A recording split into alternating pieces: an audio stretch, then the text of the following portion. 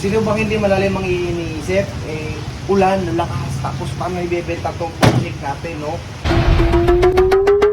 Sayang naman tong mga bookshake na to. Ang lakas kasi ng ulan. Bagyo kasi. Hirap nito. Walang benta. Ay, nako.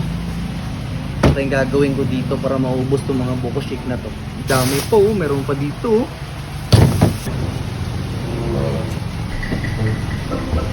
Ano nangyari kay Papa? Parang may problema yun ah. Pa!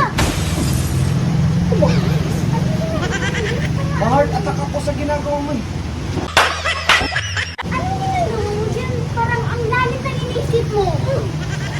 Sino bang hindi malalim ang iniisip? Ulan, lakas, tapos paano ibebenta tong bookshake natin, no? Ang dami-dami pang stock ko. Parang dali-dali lang yan. O paano? Sige, turuan mo ako kung paano. Sige. Ano gawin mo? Ipamigay. Ano ipamigay? Sabi mo, hindi madali maubos eh.